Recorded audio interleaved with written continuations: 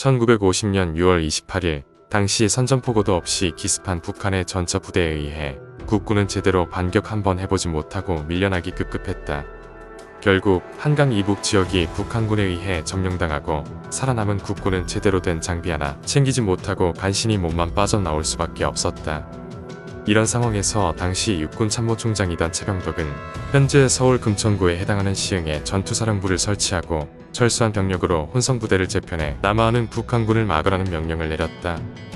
그러나 북한군에 밀려 후퇴한 병력들로 부대가 구성된 만큼 장병들의 사기는 떨어져 있었으며 북한군의 전차를 막을 장비조차 제대로 준비되어 있지 않았다. 하지만 이런 상황에서 시흥의 방어를 맡은 사령관은 무슨 일이 있어도 북한군을 막겠다는 강한 의지를 내비쳤다. 그의 이름은 김홍일, 한국의 독립운동가이자 한강 방어전 당시 북한군의 진군을 저지해 대한민국을 지켜낸 영웅이다.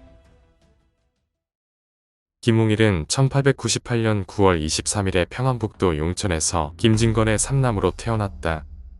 그가 태어나기 1년 전 조선은 국명을 대한제국으로 바꾸고 자주국가임을 선포하며 근대화를 추진했지만 이미 쇠락의 길을 걷고 있었다. 김홍일이 6살이 되던 해인 1904년에 러일 전쟁이 발발했는데 이때 그의 고향이던 용천이 전란에 휩싸이고 말았다. 당시 한반도의 최복방이던 용천은 압록강을 사이에 두고 중국과 마주하고 있었기 때문에 만주로 진출하려는 일본군과 이를 저지하려는 러시아군이 격돌하는 전장이 된 것이다. 김홍일의 회고에 따르면 당시 러시아군은 주민들의 식량은 물론이고 여러 가재 도구들까지 강제로 징발하여 원성이 차지했는데 이때 그의 집은 러시아군의 사령부로 쓰였다고 한다. 하지만 이후 용천에 주둔한 일본군 역시 현지 주민들에게 폭압적인 것은 마찬가지였는데 강제로 물자를 징발하고 제대로 된 보수도 없이 주민들을 노동에 동원했으며 이에 저항하는 이들에게 태형을 가했다. 이렇듯 열강 간의 전쟁에 의해 삶의 터전이 유린당하고 이에 대해 조국은 제대로 항의조차 못하는 광경을 지켜본 김홍일은 힘이 없는 나라의 서름이 무엇인지 뼈저리게 느꼈으며 이와 같은 일이 다시 일어나지 않기 위해 군인이 되겠다는 꿈을 가졌다고 한다.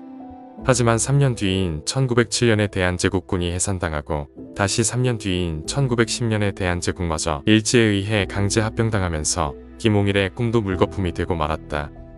그리고 일제에 의해 고향을 짓밟힌 것도 모자라 조국마저 사라져버린 현실의 환멸을 느낀 김홍일의 집안은 용천을 떠나 만주 선양시로 이주했다.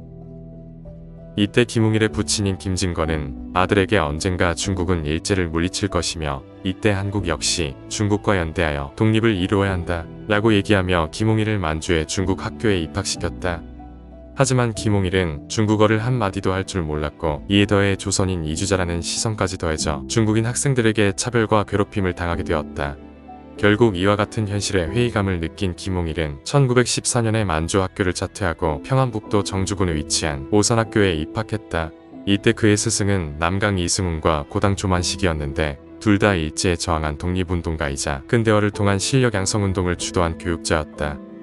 이후 오산학교를 졸업한 김홍일은 은사인 이승훈의 주선하에 황해도 신천군에 위치한 경신학교의 교사로 근무하면서 독립과 민족주의 교육 등을 가르쳤다.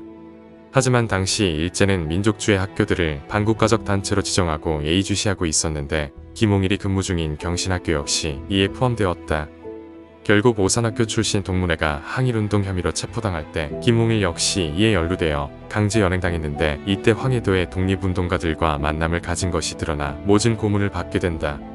이후 필사적으로 혐의를 부인한 덕분에 간신히 석방은 되었으나 경신학교의 교사를 그만두고 자택에서 30리 이상 나갈 수 없는 처분을 받게 되었다. 그리고 이런 일들을 겪으며 김홍일은 만국의 국민이 인간으로서의 권리를 지키기 위해서는 단 한 가지 길밖에 없다고 생각했으며 이를 위해 자신이 무엇을 해야 하는지 깨닫게 되었다. 무력투쟁에 의한 독립이었다. 그렇게 김홍일은 일제의 감시가 소홀해진 틈을 타 만주에서 사업을 하는 형의 도움으로 1918년에 중국 상해로 망명하기에 이른다. 어릴 적 조국이 멸망하며 접은 군인의 꿈을 다시 꾸기 시작한 것이다. 김홍일이 망명할 당시 중국은 여러 군벌들로 나뉘어 내전이 벌어진 상태였다. 1918년 9월에 상하이에 도착한 김홍일은 군관학교에 입학하기 위한 방법을 모색했다. 망명 초반에는 아무런 정보도 없었기에 몇 번의 우여곡절이 있었으나 항일 구국단 단장이자 중국인 운동가 황지와 연이 닿은 것을 계기로 군관학교에 입학할 수 있었다. 당시 황제는 귀주성의 사령관인 유연세의 아들 유강호와 안면이 있었는데 한국의 독립을 위해 전략과 전술을 배우고 싶다는 김홍일에게 유강호를 소개시켜 주었다. 그리고 유강호는 김홍일의 사정을 듣고는 유연세에게 연락하여 그를 귀주 육군 군관학교에 입학할 수 있도록 조치했다.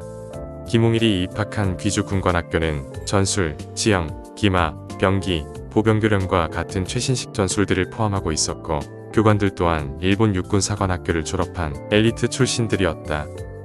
하지만 김홍일의 기대와 달리 수업에 많은 어려움이 있었는데 가장 큰 이유는 그가 중국어를 제대로 할 줄 몰랐기 때문이었다. 당시 김홍일은 왕웅이라는 중국식 가명으로 입학했는데 주위에서는 구령도 제대로 알아듣지 못하고 교재 내용도 한국식 발음으로 읽는 글을 이상하게 보았다. 그때마다 김홍일은 자신이 몽골계이기 때문에 중국어에 서툴다는 변명으로 주위의 의심을 무마시켰다고 한다. 하지만 이와 같은 문제를 예상하고 있던 유연세가 미리 조교를 붙여준 덕분에 김홍일은 수업 진도를 따라갈 수 있었으며 본인 역시 밤을 새며 노력한 결과 1년 후 졸업 당시 전체 200명 중 15등이라는 우수한 성적을 달성할 수 있었다. 이후 군관학교를 졸업한 김홍일은 학교 교장인 하음웅 휘하의 기관총 소대장으로 임명되어 중국 국민당의 북벌에 참전했으나 직후 콜레라에 걸려 병원으로 후송되고 만다. 하지만 김홍일이 병원에 입원할 당시 귀주성의 군벌이던 왕원화에 의해 유연세가 추방당하는 사건이 일어났다. 은인인 유연세가 추방당해 더 이상 귀주성에 남을 이유가 없어진 김홍일은 퇴원한 이후 상해의 임시정부로 향했다. 중국 망명 당시 품었던 그동안 배운 지식으로 민족의 독립에 기여하고 싶은 마음에서였다. 그렇게 상해 임시정부에 도착한 김홍일은 국무총장 노백린을 찾아가 독립군에 투신할 뜻을 밝혔는데 이에 노백린은 소비에트 러시아의 극동공화국에서 독립운동가들로 구성된 항일 부대가 결성 중이라는 소식을 전하며 만주로 갈 것을 권했다. 당시 러시아는 소련의 적군과 러시아 제국의 복권을 주장하는 백군으로 나뉘어 내전 상태에 있었는데 이에 시베리아 지역에 거주 중인 수많은 소수 민족들 또한 독립과 자치를 위해 무장투쟁에 투신 중인 상태였다. 연해주에 거주 중이던 한인 운동가들 또한 각자의 상황이나 이념에 따라 양진영에 가담했는데 이후 시베리아를 차지하기 위해 일제가 백군과 연합하자 대다수가 소련군인 적군에 투항해 독립운동을 전개해 나갔다. 그리고 보다 효율적인 무장투쟁과 일제의 지속적인 토벌 등의 이유로 만주와 연해주의 독립운동 단체들은 극동공화국의 자유시로 집결하고 있었는데 이 소식을 들은 노백린은 김홍일을 러시아에 보내기로 결정했다. 귀주 군관학교에서 최신식 전략들을 학습한 김홍일이라면 자유시의 무장단체들에게 큰 도움이 될 수 있으리라 생각해서였다. 그리고 김홍일 역시 노백린의 제안에 동의해 1921년 3월에 내전 중인 러시아로 향했다. 노백린의 제안에 따라 김홍일은 남경, 천진, 산해관 봉천을 거쳐 만주로 향했다. 이후 1921년 4월에 연변에 위치한 안도현에 도착한 김홍일은 마찬가지로 자유시로 향하던 한 독립운동 단체와 만나 동행하게 되었다. 해당 단체는 대한독립군비단으로 상해 임시정부와 연계를 맺고 있었다. 당시 군비단의 인원은 250명 중 신흥무관학교 출신인 사령관 임표와 게릴라 경험이 있는 50여 명을 제외하면 제대로 된 전투 경험이 없었고 총도 20정 남짓밖에 없었는데 김홍일이 귀주 군관학교 출신 장교임을 밝히자 바로 사령관으로 모셨다고 한다. 하지만 만주를 건너 자유시로 향하는 여정은 순탄하지 않았다. 중국은 물론이고 러시아 역시 내전에 돌입한 상태였기 때문에 치안이 불안정했으며 곳곳에서 마적단이나 중국 군벌들이 활개치고 있었다. 비록 중간에 인원이 합류하여 300여 명으로 늘어났지만 만주 지역을 사실상 지배하고 있는 군벌이나 일본군에 비하면 병력과 무기, 교전 경험에서 밀릴 수밖에 없었다. 한 번은 연변 첨보사 능광에 위치한 일본군 초소를 지나야 할 때도 있었는데 이때 김홍일은 밤이 될 때까지 기다린 뒤 참호를 파고 소총수들을 배치한 다음 비전투 인원부터 서둘러 이동시켰다. 이후 이상한 낌새를 느낀 일본군이 수색에 나서려 하자 김홍일의 지시하에 소총수들이 일제히 사격을 가했는데 이에 당황한 일본군은 제대로 반격하지 못하고 패주했다고 한다. 이렇듯 김홍일은 험난한 과정을 거치며 자유시로 나아갔다.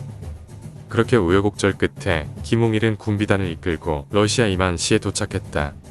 이후 김홍일은 자유시로 가는 기차편을 얻기 위해 홀로 하바로브스크로 향했지만 그곳 사정이 심상치 않다는 소식을 듣게 됐다.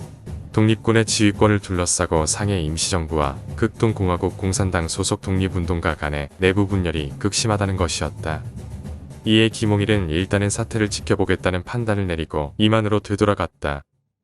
하지만 그가 이만에 도착한 1921년 6월에 자유시에서 독립운동가들이 사살당하는 사태가 일어났다. 소련 적군과 공산당 소속 독립단체가 지시에 불응하는 사할린 부대를 강제 해산시키려 했는데 이에 저항하던 인원 중 일부가 사살당한 것이다. 비록 이 시기 김홍일은 임안에 있어 참사를 피할 수 있었지만 그가 느낀 충격은 컸다. 대한 독립이라는 목적을 위해 일치단결할 줄 알았던 항일 단체들이 서로 간의 내분으로 동족상전을 일으키는 모습은 그에게 큰 실망을 안겨주었을 것이다. 하지만 러시아로 향했을 당시 계획했던 통합된 무장단체를 조직하겠다는 그의 목적은 꺾이지 않았다. 김홍일은 임안에 주둔하던 군비단과 자유시에서 돌아온 연해주의 독립군 부대를 규합시켜 대한이용군으로 개편했다. 적백내전과 봉오동, 청산리 전투 등에 참전한 경험 있는 독립군들이 다수 참가하여 인력의 질은 높아졌으며 지역 한인들의 기부로 군자금을 편성해 무기 또한 마련했다. 이후 김홍일은 군관학교에서의 경력을 살려 삼중대장과 사관학교 교관직을 맡았다. 그러나 김홍일이 부대를 편성하고 훈련을 실시한 지 얼마 지나지 않아 대한이용군은 전투를 치르게 되었다. 1921년 11월에 시베리아 지역의 이권을 보장받고자 일본군이 백군과 연합하여 공세에 나선 것이다. 당시 김홍일은 후방의 이만시에서 포교금이 들리고 적군 사령부와 연락이 두절되자 빠르게 인근 도시인 비킨으로 향해 현지 적군에 합류했다. 하지만 이때 미처 퇴각하지 못한 대한이용군 이중대는 이만에서 백군과 일본군에 의해 포위당했고 결국 한운용이 이끄는 일소대는 끝까지 맞섰으나 병력에 밀려 대다수가 전사하고 말았다. 이후 비킨에서 남은 이중대와 합류한 김홍일은 곧바로 후퇴하기 시작했는데 이때 본인이 퇴각 행렬의 후미를 맡아 직접 백군의 공세를 저지했다. 당시 그의 휘하에 2개 중대가 있었기에 김홍일은 1개 중대가 백군과 충돌하면 다른 중대가 이를 엄호하는 식으로 타 부대가 후퇴할 시간을 벌었다. 이때 김홍일은 백군의 공격이 멈춘 틈을 타 낙오된 병사들을 부축하고 버려진 무기를 챙겼는데 이때 제대로 먹거나 자지도 못하고 며칠 동안 소총들을 짊어지고 이동하다가 그만 실신해 죽을 뻔한 적도 있었다. 이렇듯 김홍일의 정확한 퇴각 명령 덕분에 대한의용군은 대다수의 병력을 보존한 채 후퇴할 수 있었고 이후 극동공화국군과 합류해 백군의 공세를 저지시킬 수 있었다. 그 후 대한이용군은 적군 직속 부대인 한인특립보병대로 개편시켜 하바rovsk 지역에 경비 업무를 맡겼지만 남은 한인 부대는 그대로 적군의 선봉에 서백군과 일본군을 밀어붙였다. 결국 일제는 중립을 선언하며 시베리아에서 물러났고 이후 1922년 9월에 남은 백군 부대들도 적군의 차례대로 항복하거나 토벌당하면서 러시아 내전도 끝이 나게 되었다. 이처럼 러시아 내전에서의 활약 덕분에 당시 연해주에서 김홍일과 대한이용군의 명성은 높아져 있었다. 하지만 소련이 대한이용군에 대한 신상조사를 시작하면서 의용군 내부에서 동요가 일어났다. 내전에서 승리한 이후 어느 정도 여유가 생긴 소련은 그동안 반독립적 부대였던 대한이용군을 통제하려 시도했는데 그 과정에서 의용군 인원 일부가 자유시 참변 당시 탈출한 상해파 독립운동가임이 드러난 것이다. 상해파는 임시정부에서 활동한 만큼 민족주의적인 성향이 강했기 때문에 소련은 이들을 신뢰할 수 없다는 의견을 내비쳤고 이에 위협을 느낀 대다수의 상해파 출신 독립운동가들은 김홍일을 찾아와 군권을 이양하겠다는 뜻을 밝히고는 그대로 사라졌다. 반면 소련에서 의용군을 특립보병대로 개편한 이후 파견된 한인 장교들도 대한이용군의 신임을 얻지 못했다. 민족보다 공산당을 우선할 수도 있으며 이들 중 일부는 자유시에서 상해파 사살에 가담했다는 의혹 때문이었다. 결국 상해파와 공산당 어디에도 속하지 않고 실력도 입증된 김홍일이 한인특립보병대 사령관으로 취임했다. 김홍일은 상해파와 공산당 간의 권력 다툼에 질려서 아예 정치와 거리를 뒀는데 그 덕분에 중립적인 인물이라 여겨져 사령관 지위에 오를 수 있었던 것이다. 그렇게 김홍일은 한인특립보병연대 사령관으로 복무했으나 그 기간 동안 별다른 일은 일어나지 않았다. 하바롭스크 지역을 순찰하며 이따금 마을을 습격하는 중국 마적단을 토벌하고 그 이외에는 마을에 주둔하며 농사나 집안일을 도와주는 것이 전부였다. 이때 김홍일은 특립보병대 사령관 지위에 있었기 때문에 인근 소련 부대와 접촉할 때마다 먼저 격려를 받았는데 이때마다 조선인 출신으로서 사령관 자리에까지 올랐다는 자부심을 느꼈다고 한다. 하지만 이런 생활이 지속되자 김홍일과 보병대원들 사이에서 서서히 불만이 나오기 시작했다. 제국주의로부터의 해방을 주장한 것과 달리 소련이 적극적인 대일 공세를 펼치지 않으며 자신들을 그저 지역 치안부대로 이용한다는 이유였다. 이에 더해 부대 내에서도 소련에 대한 대응을 두고 분열이 일어나고 있었기에 김홍일은 사태가 더 커지기 전에 상부의 자신들을 일제와의 전투에 투입시켜달라고 직접 요청했다. 하지만 이에 소련 상부는 현재 특립보병대가 관할하는 지역은 백군 지지 성향이 강하며 일본 역시 공격에 소극적이기에 당장은 그럴 필요가 없다며 김홍일의 요청을 거절했다. 이에 김홍일은 불만을 품었지만 언젠가는 소련이 자신들의 요구를 들어주리라 믿고 부대 내부의 동요를 잠재운 뒤 임무에 전념했다. 하지만 그런 김홍일의 기대는 최악의 형태로 배신당하고 만다. 특립보병대 휘하이 3 중대가 소련에 의해 강제 무장해제를 당한 것이다. 한인 부대 내부에서 동요가 일어나고 있다는 것을 소련 중앙이 감지하자 이를 봉합하라는 명목으로 고려공산당을 파견했는데 오히려 갈등만 더 악화시키고 말았다. 김홍일의 자서전에 따르면 보병대의 주도권이 고려공산당에 넘어갈 것을 우려한 상해파 출신 단원 일부가 지금이라도 일제와 맞서 싸우자고 이중대를 선동했는데 이에 넘어간 중대원들이 부대를 탈영하다가 인근 소련군에게 발각되었다고 한다. 결국 그 자리에서 장교들은 사살당하고 일반 병사들은 무장해제를 당했는데 이와 같은 사실을 보고받은 소련은 이후 재발을 방지한다는 명목으로 삼중대마저 무장해제시킨 후 타 지역으로 배치시켜버렸으며 김홍일에게는 사후 처리만 일방적으로 통보했다. 이와 같은 행보에 김홍일은 격하게 반응했다. 일치단결하여 일제의 저항에도 모자를 상황에 내부 분열만 일으키는 운동가들과 민족 해방을 미끼로 한인들을 내전해 이용하고 끝내 토사구팽한 소련의 행태에 분노했다. 이대로 소련에 있어봤자 이용만 당할 뿐이라 생각한 김홍일은 결국 사표와 함께 부대를 해체했고 그대로 소련을 떠났다. 그렇게 소련을 떠난 김홍일은 만주 화룡현으로 이동했다. 당시 화룡현 명동촌에는 한인 학교인 명동학교가 있었는데 1906년에 작은 문제로 폐교된 서전서숙의 정신을 계승하여 세운 학교였다. 민족계몽이라는 설립 취지에 맞게 명동학교에서는 역사, 수학, 법학, 외교, 통역, 중국어 등 다양한 과목을 가르쳤는데 김홍일은 최세평이라는 가명으로 중국어, 수학, 체육교사로 근무했다. 황해도 경신학교에서 교사로 근무한 경험 덕분이었다. 하지만 북간도로 잠입해 독립운동가들을 색출하던 일제에 의해 정치가 탄로나자 김홍일은 곧바로 만주를 떠날 수밖에 없었다. 이후 김홍일은 한동안 지린성 창춘시에서 머무르며 일제와 중국 군벌들 그리고 한인 독립단체들을 동향을 살폈다. 그렇게 일제의 감시망을 피해 은신 중이던 김홍일에게 심상치 않은 소식이 들려왔다. 중국 국민당이 중국 통일을 위한 북벌에 나선다는 것이었다.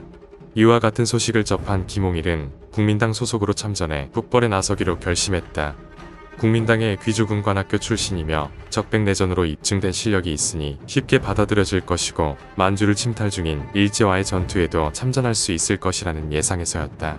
또한 자신과 같은 한인들이 중국 통일에 참여한다면 훗날 한국 독립에 있어 국민당이 도움을 줄지도 모른다는 기대도 있었을 것이다.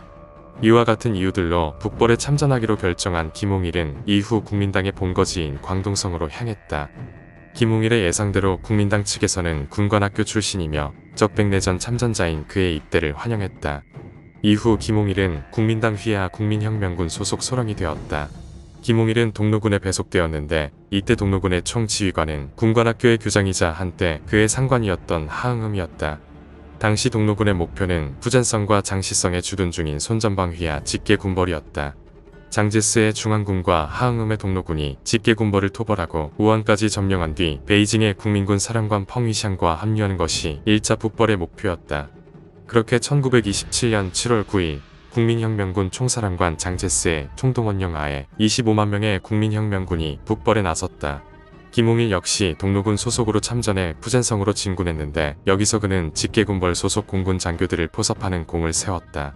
김홍일에게 포섭된 장교들은 전투기의 부품들을 분해하는 등 직계군벌의 폭격을 의도적으로 방해했는데 그 중에는 대한민국 공군의 창설자인 최영덕과 한국 최초의 여성 비행사인 권기옥이 있었다. 김홍일이 포섭한 공군 장교들 덕분에 동로군은 폭격에 걱정 없이 수월하게 푸젠성과 장시성을 점령할 수 있었고 이듬해인 1927년 3월에 난징에 입성했다.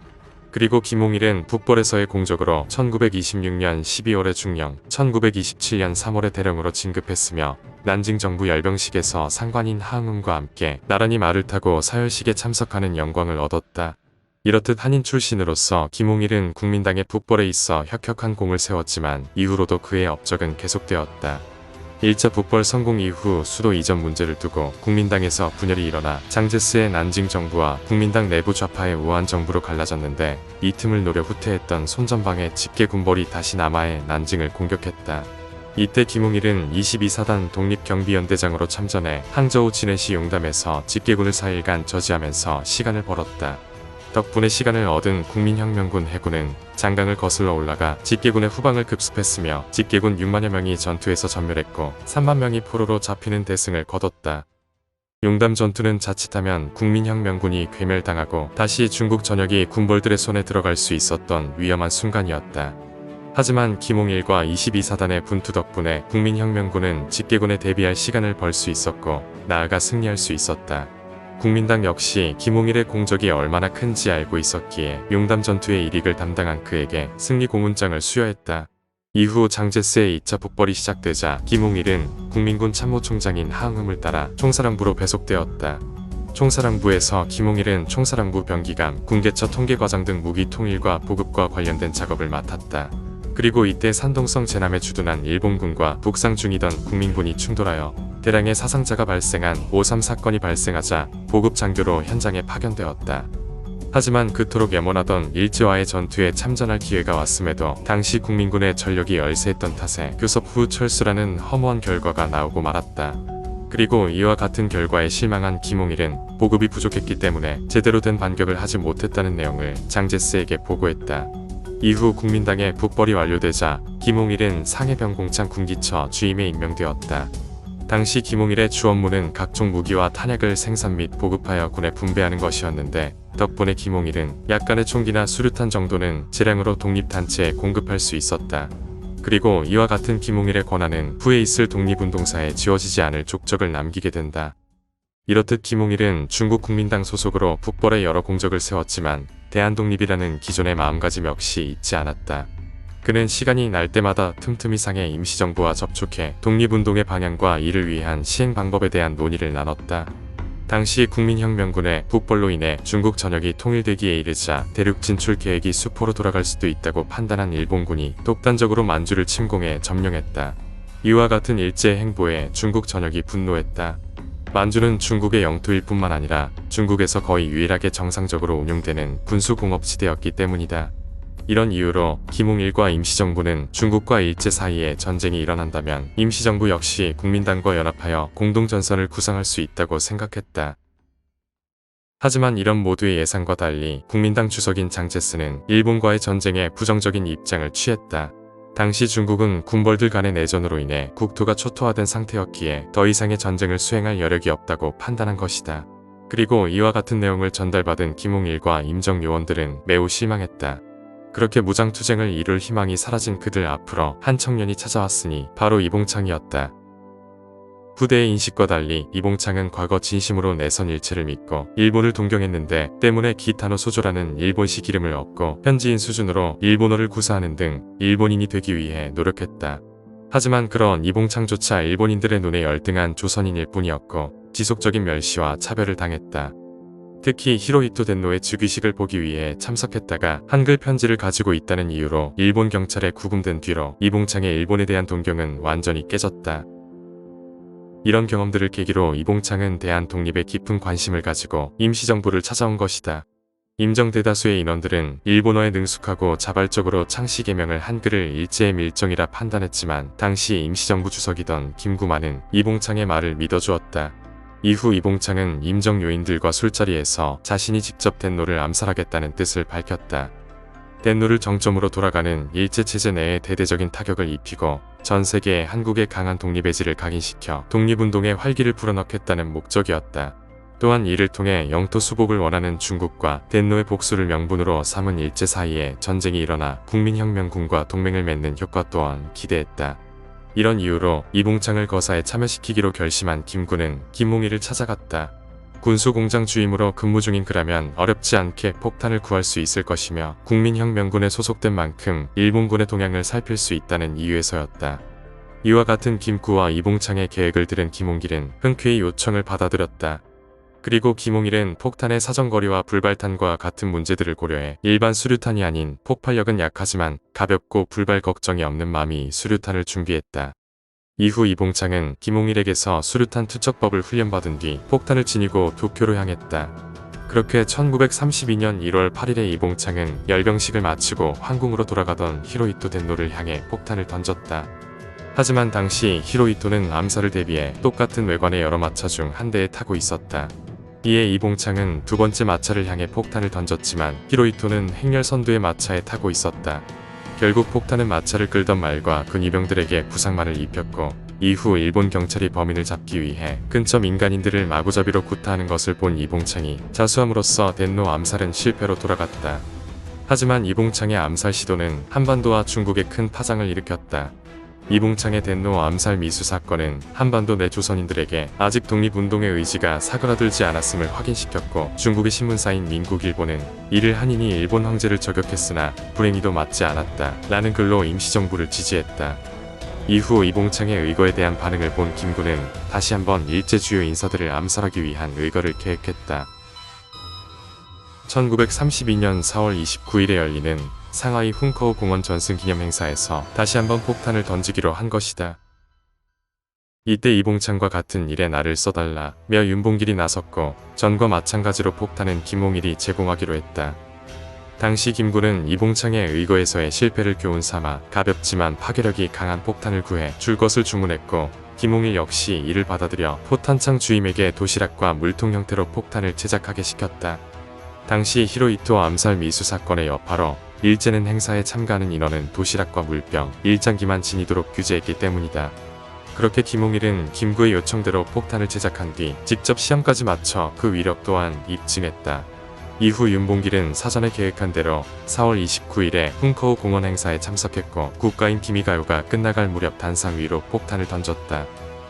김홍일과 김구의 예상대로 폭탄은 그 자리에서 폭발했고, 상하이 파견군 사령관 시라카와 요시노리와 주중 일본 공사 시게미스 마모루, 해군 중장 노무라 기치사부로 등 수많은 일본 고위 장군과 관료들에게서 사상자가 나왔다. 훈커우 공원 의거는 이후 한국 독립운동에 있어 큰 전환점이 되었다. 이 사건 이전까지만 해도 세계는 조선인을 열등하기 때문에 일제에 지배당한 민족이며, 중국은 한민족을 자국 영토에 밀입국한 불법 체류자이자 일제의 앞잡이라 칭할 정도로 인식이 좋지 않았다. 하지만 이봉창과 윤봉길의 의거로 인해 조선인들은 일제에 강렬히 저항하고 있으며 일제에 함께 대항하는 동맹이라는 인식이 생겼다. 특히 재판에서 당당하고 의연한 모습을 보인 윤봉길의 태도에 수많은 중국인이 감탄했으며, 100만 대군이 이루지 못한 일을 한인 청년 한 명이 해냈다는 내용의 만평이 돌아다녔다. 장제스 역시 이와 같은 임시정부의 행보에 한반도 독립을 후원하기로 결정했으며, 이후 열린 카이로 회담에서 조선 독립을 적극 주장하는 등 한국 독립의 큰 이유 중 하나가 되었다. 그리고 이를 위한 폭탄을 제공했던 김홍일 역시 그 업적이 결코 작다고 할 수 없다. 그가 없었다면 의거에 사용할 폭탄을 구하는데 난항을 겪었을 것이며, 설령 이를 구했다 한들 폭탄이 불발해 거사가 실패로 돌아갈 수도 있었다. 하지만 김홍일이 김구의 요청에 맞는 폭탄을 제공한 덕분에 거사가 실패로 끝나지 않을 수 있었으며, 이는 한반도 독립으로 이어지는 하나의 계기가 되었다. 일제 역시 도쿄와 훈커우 의거에 쓰인 폭탄을 제공한 이가 왕웅이라는 중국 군인임을 파악하고 색출에 나섰지만, 당시 김홍일은 왕일서라는 가명을 쓰고 있었기에 일제의 포위망에 걸리지 않을 수 있었다. 하지만 점점 일제의 추격이 심해지자 김홍일은 군기처 주임직을 사직하고 남징으로 돌아가 공병학교 부관처장이 되었다.